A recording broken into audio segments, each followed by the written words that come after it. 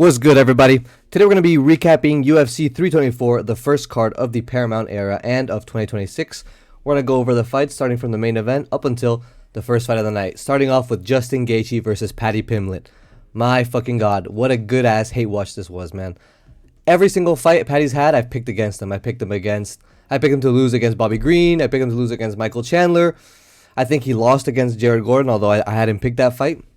He's just someone that I've always felt doesn't have the skills capable to be where he is. Like, the UFC's pushing him. He's a big star. He was a big star over at Cage Warriors. Maybe Dana White kind of sees him as like the second coming of McGregor. They wants to get him versus Islam, him versus Ilya, whatever.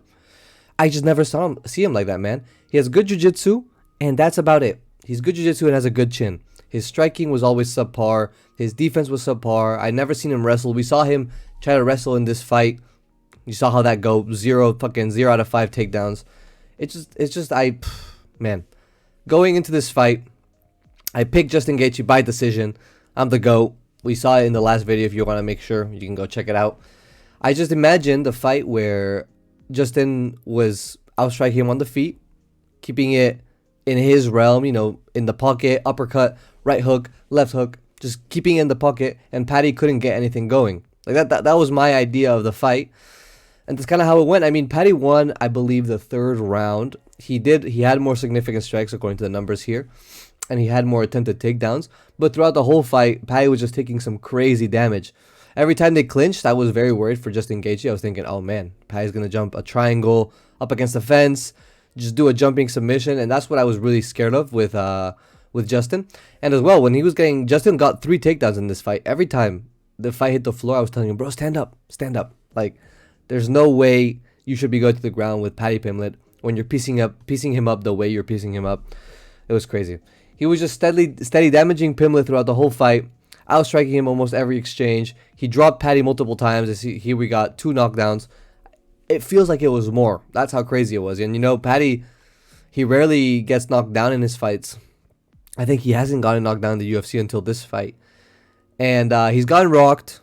But, he was always like, oh, Scousers don't get knocked down. This one was pretty clear. One of the knockdowns was a little bit suspicious because it was after an eye poke. But, man, it was good. So, yeah, Paddy won round 3. Justin won the other ones. In round 5, Paddy shot. It was a pretty good shot. He almost got it. Justin takedown defense held up, Gaethje, he held his own up there.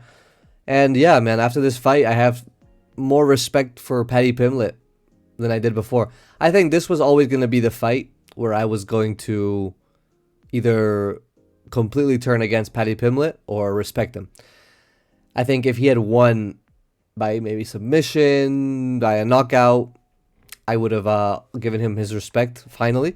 And also, if he had lost in the way he lost here by decision, this is the respect I think he deserves. I think he deserves the respect of being told, hey, you're the 7th, 8th best lightweight in the world right now, maybe 6th best lightweight, but you need to show us some more. You need to improve before you move up. Honestly, like, it was one of those situations where Paddy Pimblett needed to lose to improve. He's very full of himself. He has a lot of confidence, which you need as a fighter, but it wasn't like that, Ilya Topuria's confidence where I'm a complete fighter, I'm a quote-unquote perfect fighter, and he goes out and he proves it. He submits people, he knocks people out, he takes people to decision. Paddy Pimblett hadn't done enough to show us a matching level of confidence. Like, some people fake it till you make it, but he just hadn't shown us enough to warrant the confidence that he had. So I just needed him to lose for his own good. Needed him to improve. But yeah, what a great hate watch. Let's see Paddy Pimblett come back against probably the loser of Oliveira versus Max. And yeah, we'll see how that goes. Next, Sean O'Malley stiffens Yadong. No, he didn't stiffen him. So this was a good fight. This was again, one of the fights I predicted is Sean O'Malley winning by decision. Song Yadong does this in these fights. He fought Petr Yan. He fought Corey Sandhagen. He gets up in the upper echelon of the weight class, and he kind of loses a 29-28 decision. It's kind of what happens in these situations, or 28-27, whatever the number is. Sean O'Malley was outstriking at range. You see the total strikes are pretty equal, but it didn't feel like that at all. Sean O'Malley, more significant strikes. He took, I believe, Song Yadong the first round or the second round, and the rest is history, man. I mean, Sean O'Malley striking at range. He's a long, rangy striker. He has great distance control. This was always going to be the output in my opinion. This was one of the safer picks on the card. Song Yadong by knockout, I just couldn't see it. I can't really see Sean O'Malley getting knocked out like that. And it was just, yeah, it's one of those things. I mean, he needs to keep improving. Song Yadong's super young. He has time to improve. He has the skills necessary. He has the mindset as well. I saw the interview with Demetrius Johnson. That was great. Great fight. Good to watch. It kind of stalled out a little bit. I was hoping for more of like a banger, more fireworks. But at the end of the day, Sean O'Malley is coming off of a two-loss streak, so he needed to get one under his belt. I get it. Good fight. For these guys, hopefully they don't give Sean the title next. I hope. And Song Yadong, we'll see. We're going to make a matchmaking video. We're going to see where we put these guys. Next. Waldo Cortez Acosta knocks out Derek Lewis. This fucking guy. Round 2. Honestly, I was falling asleep, guys, during this fight. Look at the time here. It says 3 in the morning. Like, I'm in Spain. The card started at 11:30 for me. 12, basically. And it went on until 6 a.m., something like that.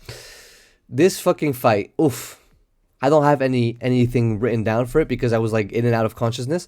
But it was 2 blobs at range, fucking jabbing. You see Derek Lewis getting out fucking struck 8 out of 43, 46, 64. Like, this is a big differential.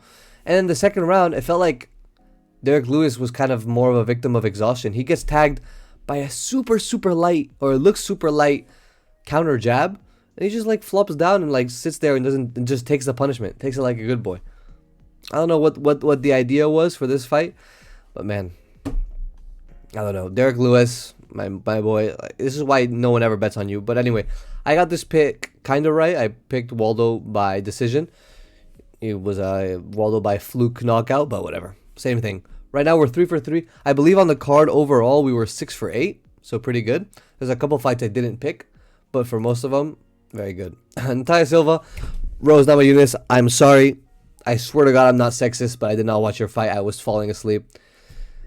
It was a nap I needed. This fight and the heavyweight fight, I slept through them pretty hard. I'm not gonna lie, but thank you for your service, man. It was good. It was good for me to take that little nap. Natalia Silva gets it by decision. Strike numbers don't look too bad. Takedowns. Seems like a pretty close fight on the numbers. I didn't watch it. Can't say nothing. Next. Arnold Allen loses to John Silva by decision. Again, another prediction perfect by me. I picked John Silva by decision. This was the fight of the night. They gave Justin Gaethje and Paddy Pimblett fight of the night because of the stakes. Because Justin Gaethje and Paddy Pimblett, they're the big names. But this was the honest fight of the night. It was technical. It was a brawl at some points. It was technical at other points. It was nice. It was entertaining. I liked watching this fight. It woke me up after the prelims because Umar versus Figgy was a little bit tough to watch. We had a couple aura farming moments from John Silva. At the end of the third round, he started surfboard riding on Arnold's back. I guess, I don't know. Arnold Allen was good. I don't know if he broke his hand on this fight or not, but overall, it felt like John Silva won all 3 rounds, in my opinion. But it was like by doing 10% more, 15% more. He was just slightly getting the better of Allen. You can tell by their faces at the end of the fight. He was damaging him a little bit more at the end. As you can see here, he got 4 out of 6 takedowns, even if he didn't do that much with them. This was honestly the fight of the night. It sucks to see for Arnold Allen, but I expected this. He came off of a big layoff. Let's hope that he didn't break anything this time, and he can come back and be more active and fight soon. I hope. Okay, prelims. Woo! Umar Nurmagomedov versus Davidson Figueiredo. Now, this was the fight I expected it to be. I picked Umar by decision again. I might just be the GOAT. It was what I said. Davidson versus Jan, but less flashy. Umar controlled the whole time. He took him down twice. He had more strikes, had more significant strikes. Figueiredo had his moments. There was a time I was worried for a guillotine threat. You have to be worried with that, with a Brazilian jiu-jitsu guy like Davidson, but it was controlled the whole time from Umar, and that's all it was ever going to be, honestly, in my opinion. Outstruck him, out wrestled him, didn't threaten any submissions, not that I saw. Here the numbers point the same way. It was just it was like this. He was keeping the fight where he wanted it at all times. He was controlling the distance. They were at the end of round one. I remember they were throwing from the guard, just like smacking each other. I don't know what the idea was there for Figgy. Figgy looked good in this fight. Don't get me wrong. He got quote unquote dominated, but he looked good. And yeah, it was just a clear and decisive win for Umar, regardless of how it went. It was just clear, and you know, it might be time to give Umar the next title shot after Merab. Maybe do Umar versus O'Malley, which they're not gonna want to do, but Umar versus, I don't know, the loser, whatever. Do one of those fights. Next, Ateba Gaethje versus Andre Pulayev. Now this fight, honestly, I was worried going to this fight.